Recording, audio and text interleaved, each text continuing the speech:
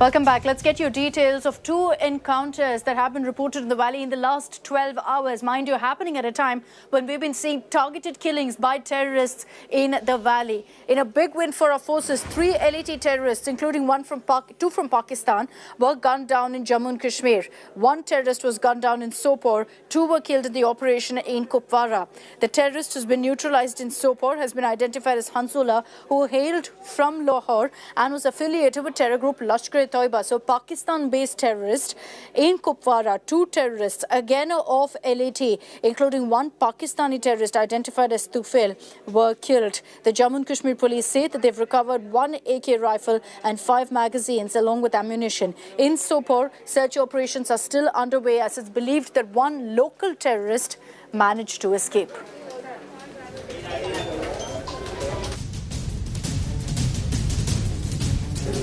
Let's move on and get you the latest updates from Karnataka, where there's been endless political drama in the run-up to an election.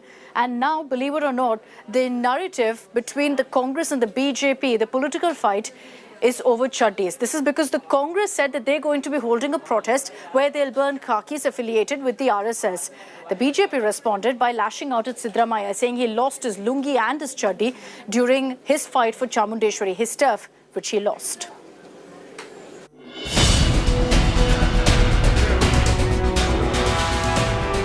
Shots fired in the BJP-Congress duel, a raging chaddi nataka. Karnataka netas locked in a no-holds-barred shots face-off, getting their knickers in a twist.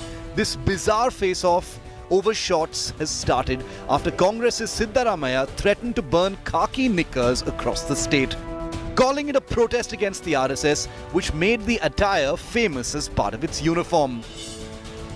ಎದುರುಗಡೆ ಮಾಡಿರೋದು ಚಡ್ಡಿ ಸುಟ್ಟಿರೋದು ಪೊಲೀಸ್ನವ್ರು ಎದುರುಗಡೆ ನಾ ಸುಟ್ಟಿಲ್ಲ ಅಂತ ಹೇಳಲ್ಲ ಏನ್ ಚಡ್ಡಿ ಸುಟ್ಟಿದ್ರೆ ಏನಾಗ್ಬಿಡ್ತಪ್ಪ ಒಂದು ಹೇಳ್ರಿ ಸ್ವಲ್ಪ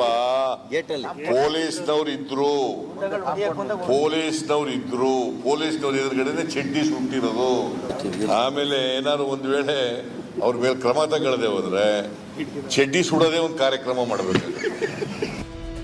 Siddaramaiah's chaddi burning threat got the BJP into a huge twist, with Union Minister Prahlad Joshi hitting back, mocking Siddaramaiah over the Congress's poll losses, saying the Congress leader is frustrated after losing his chaddi and lungi in his Chamundeshwari turf, referring to his election setbacks. ಅವರು ಚಡ್ಡಿ ಹರಕರಾಗಿದ್ದಾರೆ, ಹಾಗಾಗಿ ಅವರು ಮಂದಿ ಚಡ್ಡಿ ಸುಡ್ಲಿಕ್ಕೆ ಹೊಂಟಾರ. ಅವರು ಚಡ್ಡಿ ಉತ್ತರ ಪ್ರದೇಶದಲ್ಲಿ ಪೂರಾ ಚಡ್ಡಿ ಕಳಿಸಿದರು. ಸಿದ್ದರಾಮಯ್ಯನವ್ರನ್ನ ಸ್ವತಃ ಚಾಮುಂಡೇಶ್ವರಿಯಲ್ಲಿ ಅವರ ಚಡ್ಡಿ ಪಂಚೆ ಎಲ್ಲ ಕಳಿಸಿದ್ದಾರೆ. ಅದನ್ನು ತೊಗೊಂಡು ಆಮೇಲೆ ಸುಟ್ಟಿರ್ಬೇಕು ಮಂದಿ. ಅದಕ್ಕೆ ಅವ್ರಿಗೆ ಈ ಸಿಟ್ಲೆ ನಮ್ಮೆಲ್ಲ ಅವರು ನಮ್ಮ ಸಂಘದ ಚಡ್ಡಿ ಸುಡುವ ಪ್ರಯತ್ನ ಮಾಡ್ತಾ ಇದ್ದಾರೆ. With Karnataka politics in a knot and elections less than a year away, can the netas shed their obsession with going after each other's chaddis? With S. Karthik in Bengaluru, Bureau Report, India Today. And the BJP is officially kicking off its Mission Telangana and Mission Andhra Pradesh. These 2 states are going to polls in consecutive years. Telangana goes to polls in 2023, while Andhra Pradesh goes to polls in 2024. BJP chief JP Nadda is on a 2-day visit to both these states. He, in fact, began his visit yesterday by visiting Vijayawada, where, in fact, he said that the BJP is confident of winning Andhra in 2024. Today, JP Nadda will be visiting the Kanaka Durgamma temple, as well as holding a rally to mark 8 years of the Modi government. Prime Minister Narendra Modi is going to be meeting with Hyderabad BJP corporators and leaders in the national capital. A significant move. For the first time, he's going to be meeting these corporators, a message that the BJP is taking the Telangana battle also very, very seriously.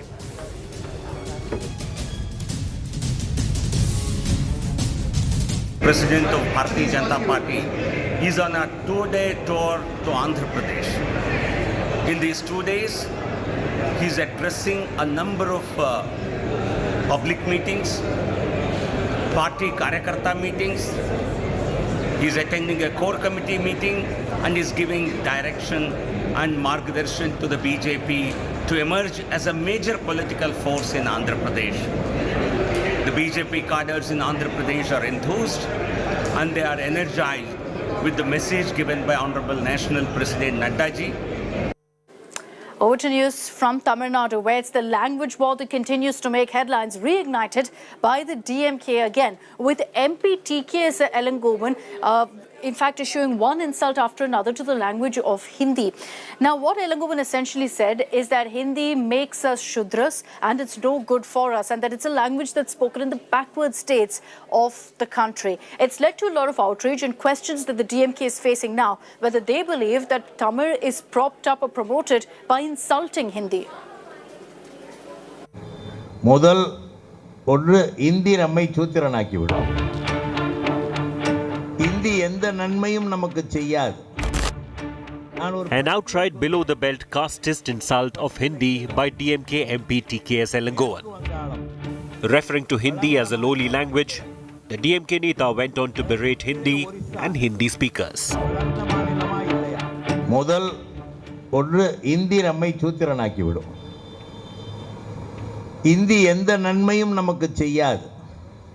ஏன் இதை கேட்கிறேன் என்றால், இந்த மாநிலங்களில் இந்தி அந்த மக்களுடைய தாய்மொழி இல்லை.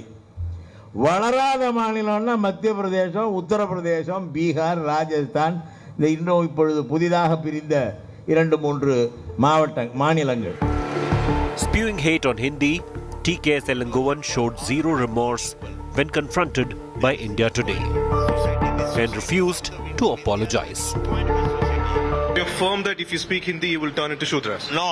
If Hindi is imposed, it will also bring the culture of the North along with it. That is what I meant. I'm not talking about the language. You just heard how TK Elangovan refused to apologize when we spoke to him. The DMK MP, no doubt, feels emboldened as there is no condemnation from the party over this Hindi hate. This is highly ridiculous and unwanted for. I don't expect this from the person of stature of Mr. TK Elangovan, who is considered to be a gentleman in politics. And he has exposed the DMK.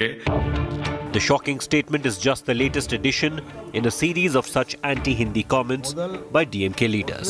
Hindi நம்மை சூத்திரனாக்கிவிடும். First, a minister's Pani Puri jibe.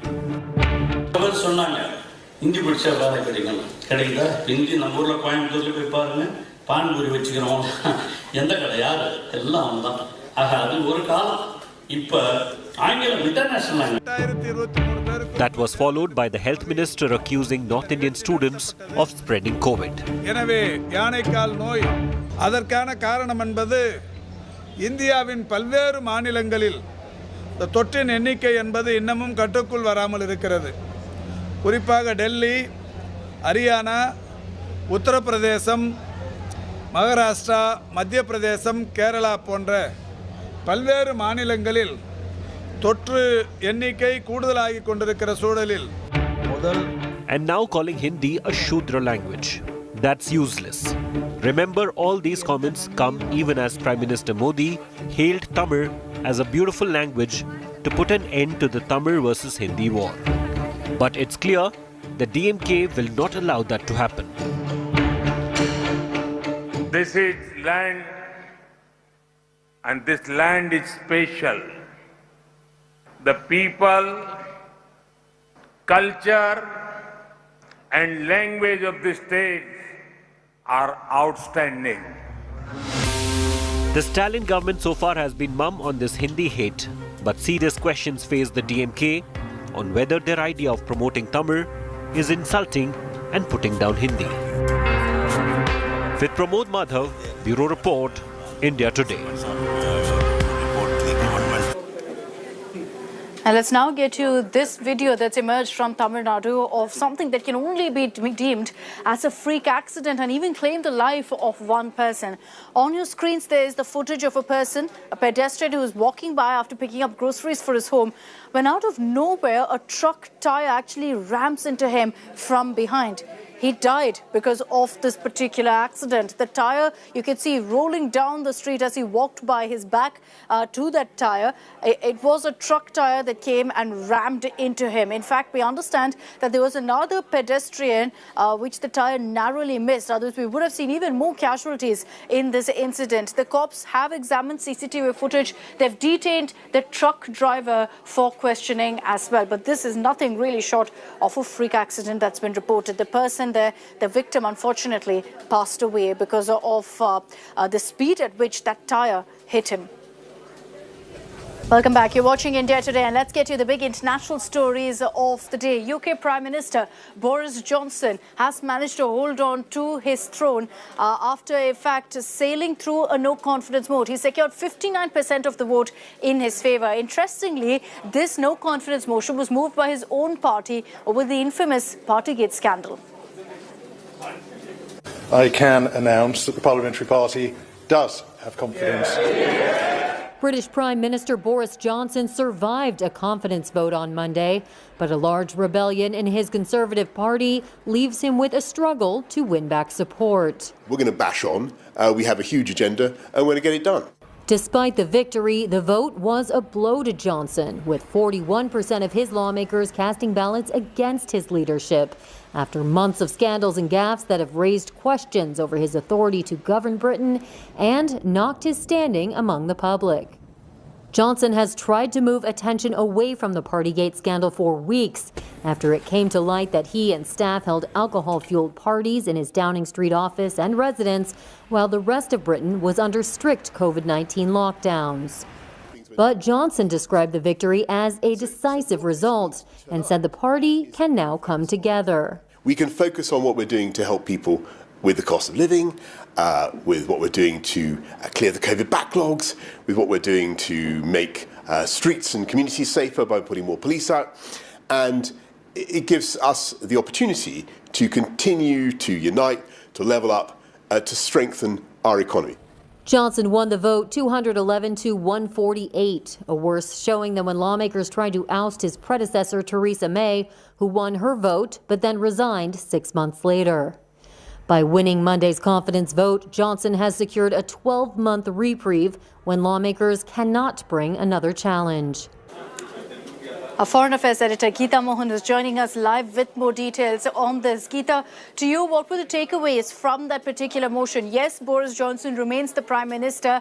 That no-confidence vote against him didn't really hold enough ground to oust him from power, but he does face a huge crisis because so many from within his party also voted against him.